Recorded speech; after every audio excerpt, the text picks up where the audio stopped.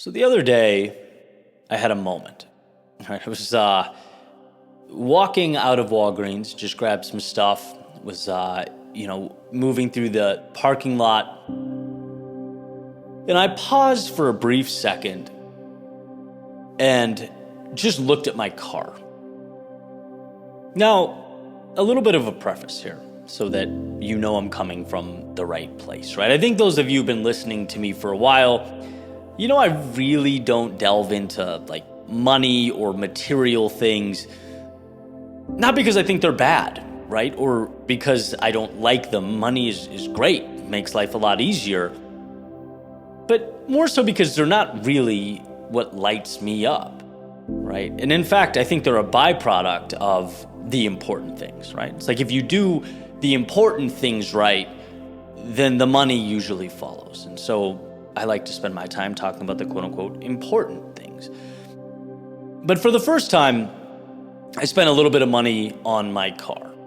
I'd been investing everything back into the business for about 10 years now. And the convo with myself went like this: Eddie, you're in your mid-30s. When are you going to live a little bit, right? It's like, what are you saving for? And so I did. And back to the moment I'm standing there in that Walgreens parking lot looking at the car, and something dawned on me. And I think this is where the magic is.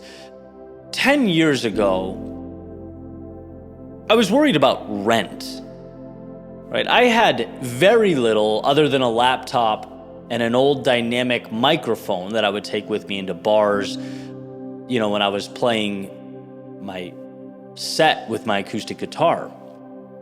And it's like, think about what you flipped that mic into. Because that little mic was your starting point. And here's, where I think the value is. You can take that little mic and see it as a piece of equipment, an amplifier of your voice, something used to record, a tool, right? Or you can see it as a portal to the universe, as something that can transform your reality as you currently know it. That mic was flipped into a recorded speech. My recorded speeches were flipped into a YouTube channel and a brand. The YouTube channel evolved into speaking opportunities. The speaking opportunities evolved into creating a supporting staff, placing incredible people around me. Right? Those people, that team has helped me create scale and reach hundreds of thousands of people every day, and on and on and on. And from that continued evolution, right, that continued leveling up, comes the car that I'm staring at in that parking lot, a reminder of where I started. I can draw a direct line from that cheap dynamic mic that you'd have to hit against the table to get to work, to turn on, to that moment in the parking lot. Growth is seeing value where you are and trading up. It's looking around you and seeing not what is, but what all that can become. See, I've used this metaphor before, but I think it applies perfectly here, right? Fantasy baseball. I'm gonna nerd out on you.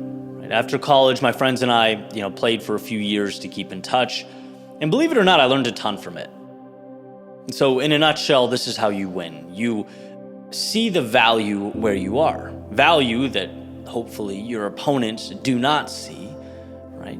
You find that value, you highlight it, and ultimately you trade up.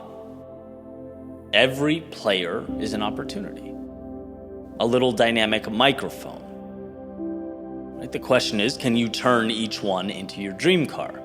Right? So, quick example, player on your team is wildly overperforming, right? This person hit 8 home runs in 2 weeks, but this guy isn't a home run guy. He has a 9-year track record of not really hitting home runs. So sure, there's a chance that he suddenly improved. Possible. But more than likely it's an outlier, right? So you seize the opportunity. You shop the guy to everyone around you while his value's high. You try and trade him. See if you can get 3 players for him that are currently underperforming, right? Squeeze the value from the moment. Take what's around you and trade up. And I won't go too far down the road on that example because I know how niche it is, but I want the concept to be clear. There's always an opportunity around you to identify value and transform it into the next stair of the staircase. It's always there. What you need is always around you. We just don't recognize it. We forget to look. I heard Gary Vee say years ago, or posed the question years ago, what is the ROI of a basketball? Gary said, well, for me, it's not very much, right? I'm a pretty short guy. I'm not a basketball player. What's the ROI or the value of a basketball to LeBron James? Literally billions of dollars. Right? But what's the value or ROI of a piano to LeBron? Not much. Right? What is it to Alicia Keys? Again, a lot. Right? And so in our own world, it's looking around and identifying what those things are and attacking them, capitalizing on them, right? The mic, the basketball, or the piano. Maybe in your world, it's Microsoft Word, it's a paintbrush, it's the gym, right? Could be an infinite number of things. But can you see it as not just minor detail in the great play of your life, but as your ticket to a reality you dream of? Microsoft Word becomes where you tell your stories, which becomes your vehicle to connect with an audience, which becomes your incentive to write a book, which brings you to a speaking tour, on and on. Like, you get the idea. It's trading up from the little fragments of value that surround you. Because if you can recognize them and give them the respect they deserve, you'll see transformation happen.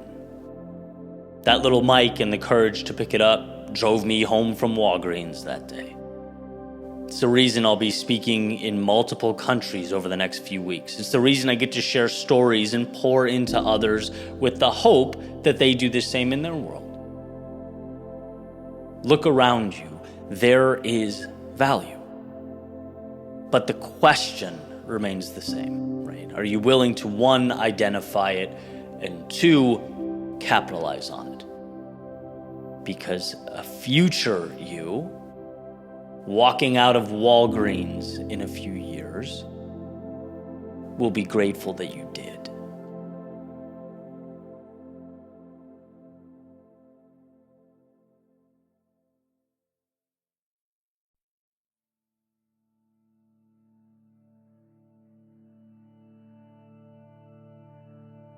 The sunrise is not the best part.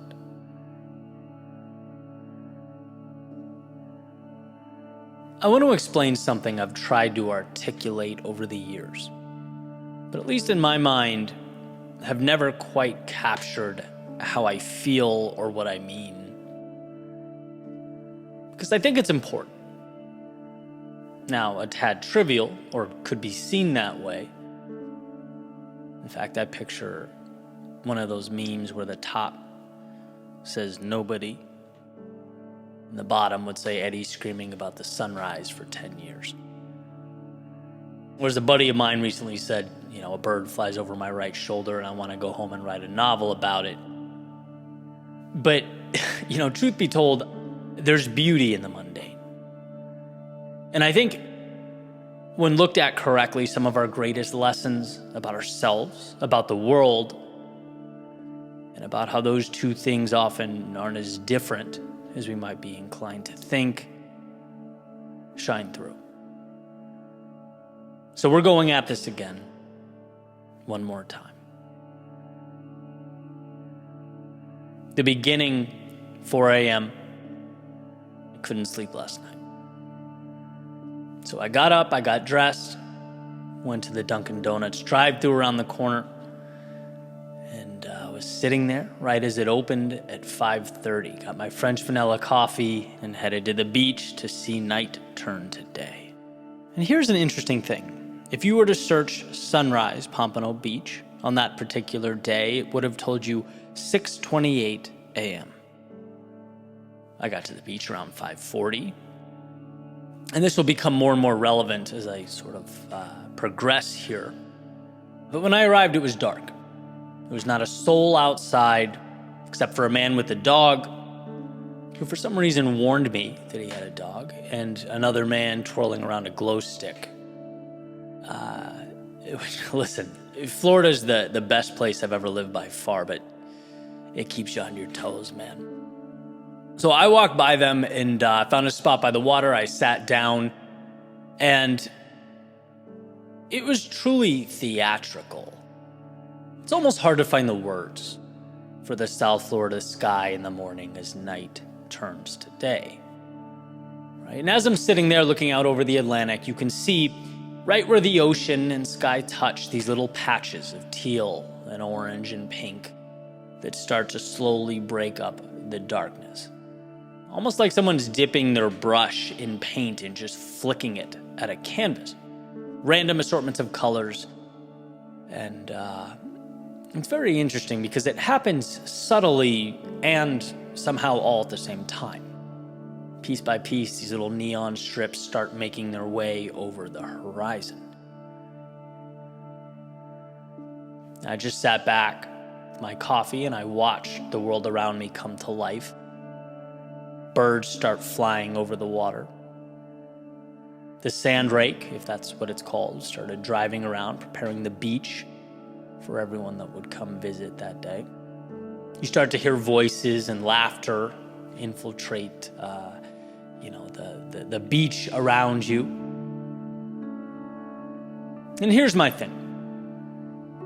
Here is that thought that I truly feel is important, but have a hard time with the why.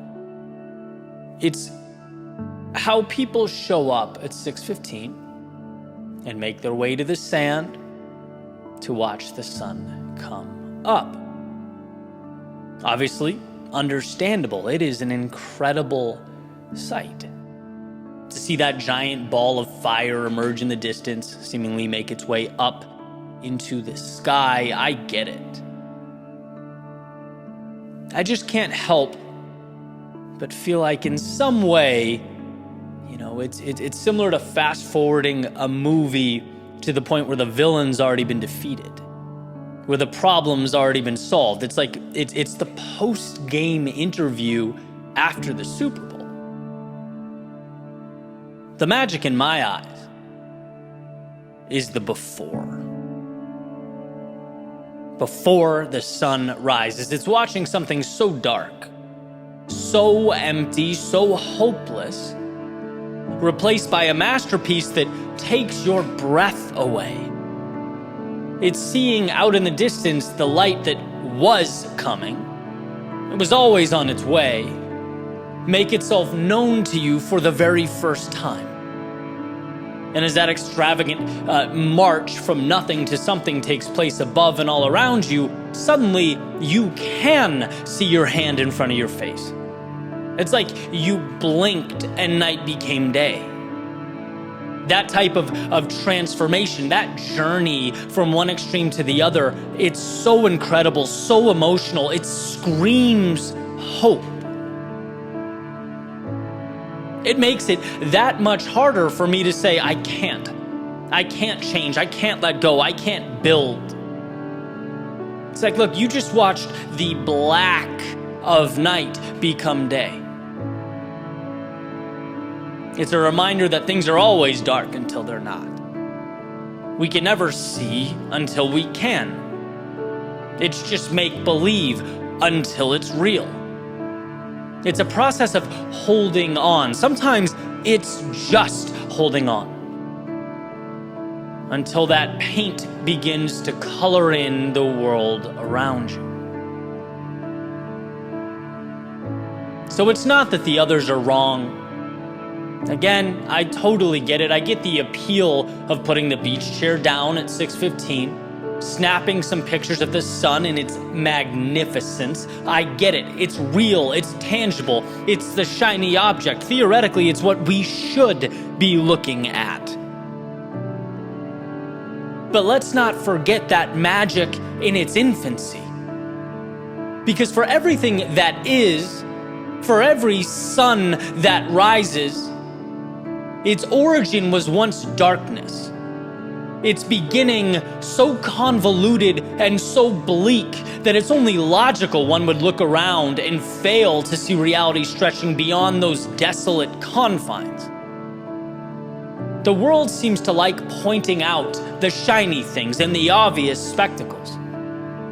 But if you ask me, the power precedes that sun rising. The power is navigating through nothing, knowing that things will not only be different, but that a light show is soon to emerge.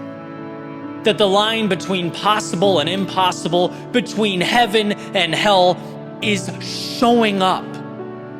It's settling in and hanging on as the darkness fades and gives way to morning.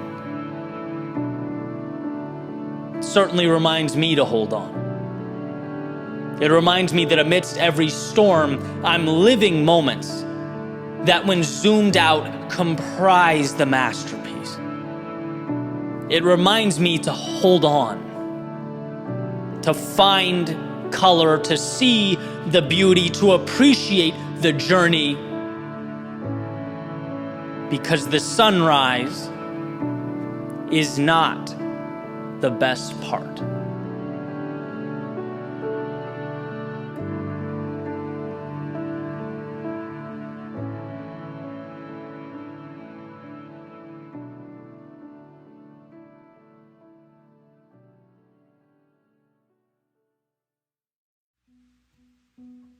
So you've made a decision. Congrats, you're 3% done. Now I'm paraphrasing, but that's an idea from author and entrepreneur Lee Benson. Belief and execution, the duo that will change your life. First, believe. Why? Because nothing happens without belief. Nothing begins without an understanding and a trust that the future contains something of value. That the seeds of discomfort being planted will bear fruit. We simply don't walk through doors if we don't believe something of value exists on the other side. And then there's execution, the doing. Congrats, you gave yourself permission to begin. That was a big step, right? But now you have to deal with life, and life, my friends, is no picnic. It's in the doing that success is either obtained or not, that a new reality is birthed or not.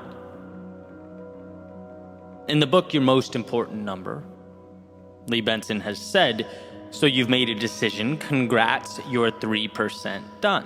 Why? Because, well, now comes the implementation, the execution. Now the feet are on the ground and the wheels, the road.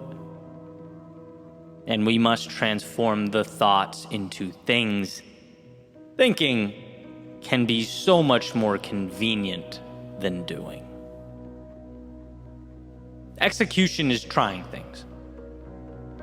It's recognizing the attempts that didn't work. It's moving forward only to realize wrong path or wrong approach. Or maybe what's required of you is not yet something you're capable of producing, and so you must evolve. It's seeing setbacks as data points. It's understanding that to not know is okay because we collect our answers as we go. It's seeing the journey as an experiment, one in which we seek to understand ourselves and the world. There is so much contained in that 97%. To write your own ending storybook. An infinite number of paths and outcomes, but ultimately only discoverable by you. And I think that's one of the most beautiful things about life.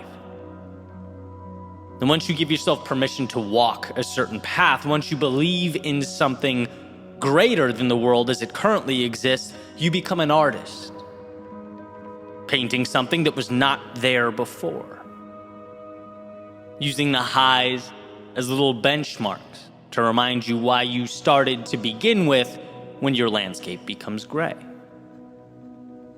It's using the lows as fuel that turns the ordinary into extraordinary, that slingshots the old you to the new you, adding brightness and vibrance to the overall scene.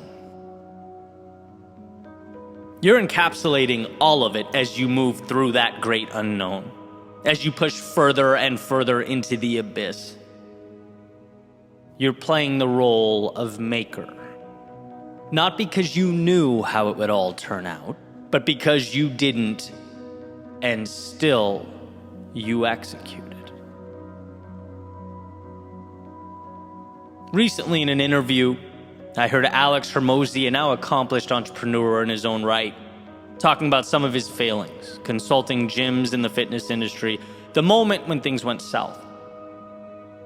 And he lost it all. Now, for a moment, he thought he had. Money, assets, and perhaps even the pride gone. But came to learn that money and those assets, they are lagging indicators. They aren't the value that's obtained. The value is who you become. The value is learning how to be someone who can obtain those things in the first place. It's emerging from the old restriction and limitation, the old narratives. Because that cannot be taken away. When we execute, we're making ourselves something we otherwise could never have become. And so Alex learned that what he lost was insignificant compared to what he gained. And why is this such a common theme? With industry leaders, folks speaking on their accomplishments, I think the answer is simple, because you don't get there without the doing and the execution. And if to execute means to step forward without having all the answers, after all, we are only human, life will humble us. Excellence must be a game of trial and error. We can't escape those lost everything stories, because choosing the right path every time, well, that only happens when you choose no path at all. We have to act and be okay understanding that action brings with it mistakes and lessons and setbacks. You know, all those little annoying things that become greatness. 97% is left because the path before you is unwalked. But know that it contains everything. Everything you need. So believe it. Decide. Because nothing starts without that initial 3%.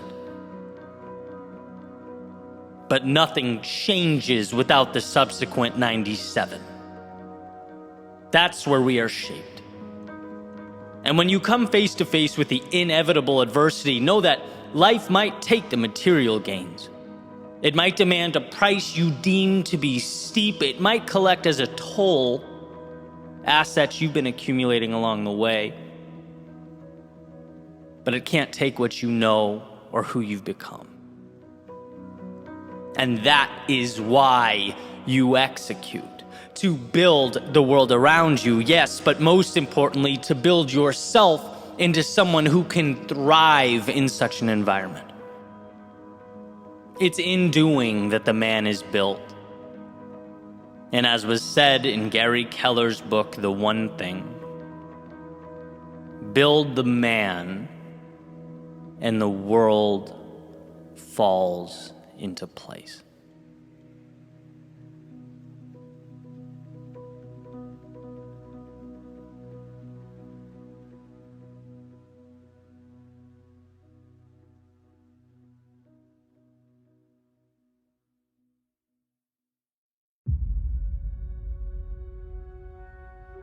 If you have the ability to love, love yourself first.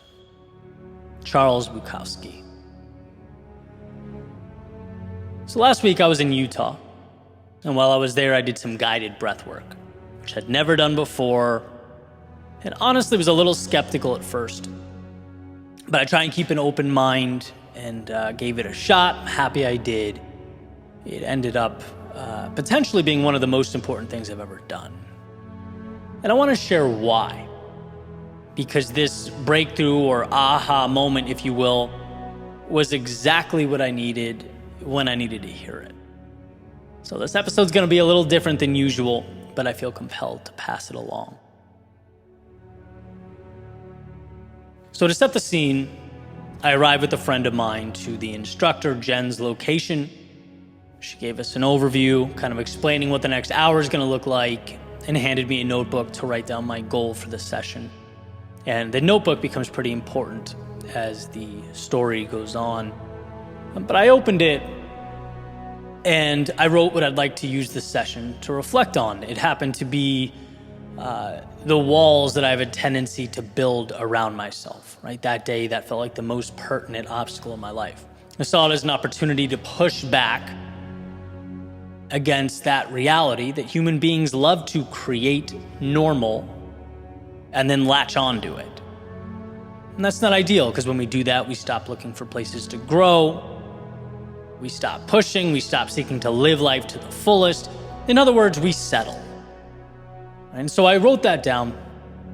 I closed the notebook, laid back on this incredible fuzzy blanket, and the music got turned on. We began the breathing pattern. In, out. In, out. Jen started guiding us, verbally taking us back to a conversation with our younger selves. The journey had begun. And this is the part where things get really interesting, because my thoughts really did feel like some strange mix of dreaming and hallucinating, just from breath work. But at some point, she referenced the need to let go and said the words, we weren't meant to suffer or hold on to suffering. And that really cut deep, because I know there are so many places where I've rationalized continuous suffering in my life. I'd speculate that in some way, we all do. When the hard thing or the uncomfortable thing, when they stop being stepping stones and instead just become the way things are, becomes a concession. Hey, this doesn't feel good, but it's my life. This person holds me down, but it's how things are. I don't like doing this every day. It eats at me, but hey, life, am I right? That's learned helplessness. It hides in the corners and the nooks and crannies of life, subtle enough that we don't give it much thought. And I imagined very vividly climbing down a ladder placed on the edge of this dark canyon that went straight down. Down, down, down. Everything, my entire landscape was black and white.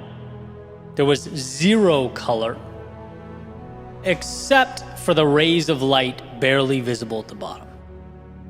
All the way down as I descended into the canyon. The colors, they'd get a little stronger, a little brighter, as if every step put a little more vibrance into my life.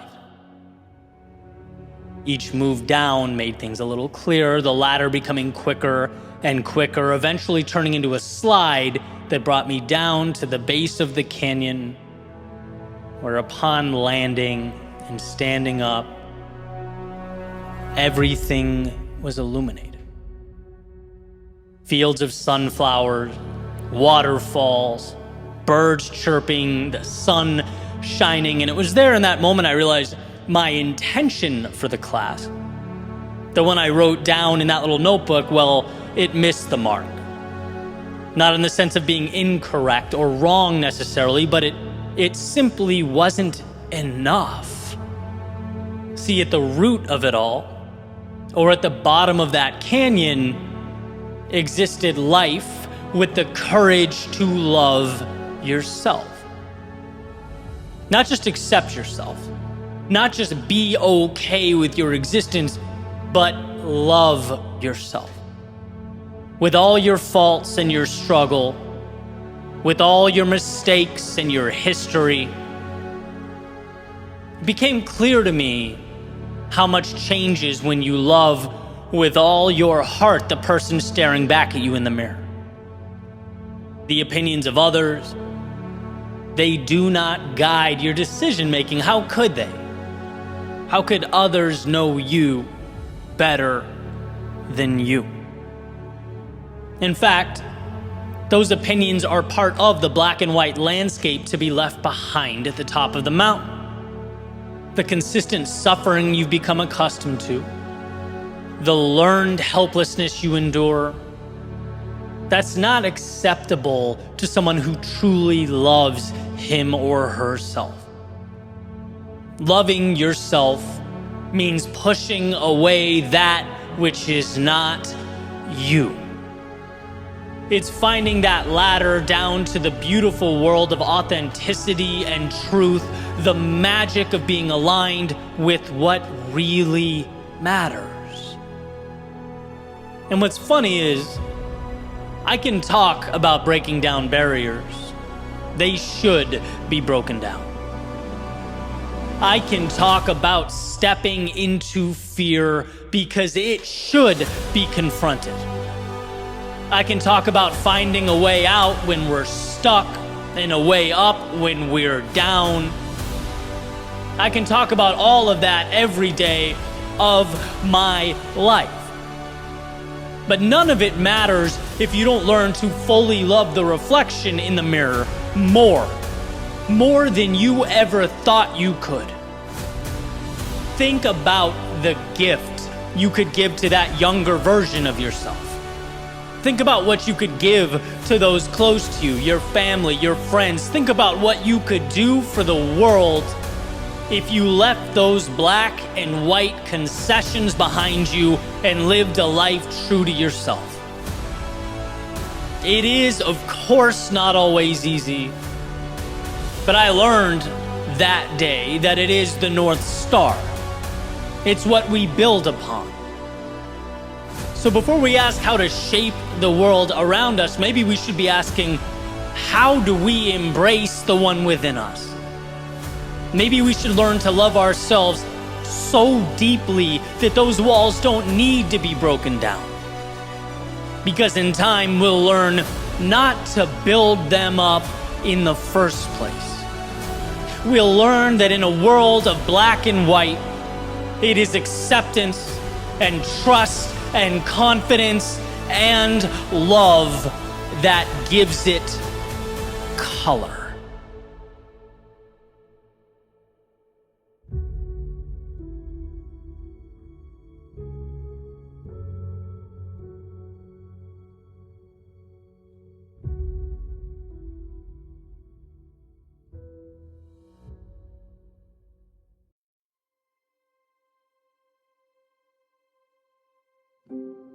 We spend a lot of time and we exhaust a lot of effort looking for that so-called edge, capturing the little changes or advantages that add value and ultimately push us closer to where we want to be. Right? These so-called life hacks are everywhere, from you name it, reshuffling daily tasks to activities, exercises that enhance our performance, food, supplements, apps. The list goes on. And I'm speaking broadly here intentionally because that quote-unquote edge could mean a million different things to a million different people. Obviously, tremendous value there in finding ways to become better, faster, and stronger. But why this topic excites me and what I'm specifically looking forward to exploring is what I believe to be the most important advantage there is, and that's consistency. Consistency, the unsexy, unremarkable answer. right? But you can always distill everything else down into that simple art of showing up, being there every day. To me, that begins it all. That will always be the foundation we build everything on. Over time, it becomes the reason you win or you lose. And I believe that wholeheartedly. Like, nothing matters if you aren't locked in and repeatedly making the daily effort. No pill is going to make you a starting point guard or a stellar performer at work or, an amazing parent. That's dedicated, concentrated, consistent effort. A metaphor I like that demonstrates this process to me is trying to get fit, right? Whether you run or go to the gym, whatever it is, it's much easier to stay home and take creatine, protein, supplements than to actually show up to the gym every day, than to actually put in the miles every day, right? But without showing up, all that other stuff is meaningless. And that's the heart of what I'm getting at. Right? It's the lifting that's transformative. Everything else is supplemental. It's even in the term, right? Supplements. Now, is this obvious? Sure. But man, do we forget the obvious, and there is a hefty price for doing so. It's like, yeah, we should look for advantages along the way. And this becomes more and more relevant, the longer we've been immersed in the process. Those little details mean more and more, but they never mean more than having a goal and committing to it every single day. Never forget that. Showing up is power. There's a few quotes I like by James Clear, who's considered by many to be an expert on habit building, that hammer down on the power of consistency. He says, improving by 1% isn't particularly notable. Sometimes it isn't even noticeable, but it can be far more meaningful, especially in the long run. It goes on to say, if you can get 1% better each day for 1 year, you'll end up being 37 times better by the time you're done. And I think that's what gets me, right? That line, 1% better every day means 37 times better in a year. Nothing can replicate that. There are no shortcuts to arrive at that type of progress or growth. None. And sure, the environment can change. There are times where the landscape shifts right under your feet. You have to reach further outside your comfort zone than you ever have. But that's still a product of your commitment to improve every single day. The context changes, the details change, but you still show up. 1% is essentially a rhythm. It's automated. It says, just like breathing air and drinking water, this is what I do. $1 in the bank every day. What you're doing is giving life to a compound effect that will change everything. In my world, my showing up is every day, how do I become a little bit better at storytelling? How do I refine that intersection of personal development and entertainment? So that, we can enjoy and get the most out of the journey. How do I make this brand matter a little more, mean a little more, be a little more effective? That's my Super Bowl, every day. And funny story, I was driving this morning, listening to a podcast about AI. Right? Everyone seems to be talking about AI right now, and for good reason. I heard one of the guests say that in 10 years, there will be two types of businesses. Those that successfully leverage AI and those that failed and are no longer in existence. Right? It's a hypothesis, obviously, but it's eye-opening. Right? AI is going to change everything. And I had to check my initial instinct that was honestly, oh, here we go, right? Another way for people to cut corners and cheat. And I had to pause and think about it. Like, that's just a terrible way to look at a new technology. That's a scarcity mindset. Instead, think about the opportunity. Remind yourself that you show up every day with the same mission and the same goal. You'll earn that 1% every day, and this is just another supplement to your growth. Right? Utilized correctly, at least in the current moment, this is whey protein or creatine for your lifting at the gym, so leverage it, right? That's all. Same with any new technology. And there was comfort there. There was comfort in looking back at thinking, look at all the previous technology, its evolution. Look at the social platforms, how we interact now. Through it all, the changes, the highs, lows, ups and downs, you showed up. You held on to that North Star and over again made necessary adjustments. Right? That commitment has been everything. YouTube's algorithm changes did not kill me. It ended up making me a better storyteller, writer, speaker. COVID, pushing my live speaking engagements aside for a while, causing me to further digitize my business model, that didn't hurt me.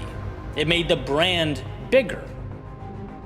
Short form content, blasting off onto the scene, TikToks, IG Reels, that didn't hurt me. It forced me to be smarter and more thoughtful about how to integrate short-term content into my long-form content, how to make them work together. It ended up being an advantage. Right? The bottom line being, when you are consistent, when you show up for your thing, no matter what changes are occurring, no matter what's happening externally, when you're there for your mission, that allows you to make whatever little changes need to be made along the way. Being there for yourself, committing to the twists and turns is everything. And it may be extreme to say, especially in such a rapidly changing environment right now, but my mentality is, who cares? Who cares about all the detail and the minutia and the externality? Who cares? You know what matters. You know what you're here to do, so keep that front and center. Simplicity being the ultimate sophistication doesn't get simpler. Show up. Never let that 1% that James Clear talks about out of your sight. And then make the adjustments as necessary. Integrate the life hacks and the tech evolutions. Right? Fighting for that 1% every single day becomes 37 times better in a year. Think about how powerful that is. Let the world argue over this and that. Let them be on this path versus that path. Your strength is in trusting yourself to adjust along the way. But knowing that through it all, you will be there every morning when the sun comes up, the light moves through your window. You'll wake up committed to being a little better than you were yesterday. And that's why through it all, the turbulence, the highs, the lows, the ups and the downs, you will still be standing there, ready for whatever comes next.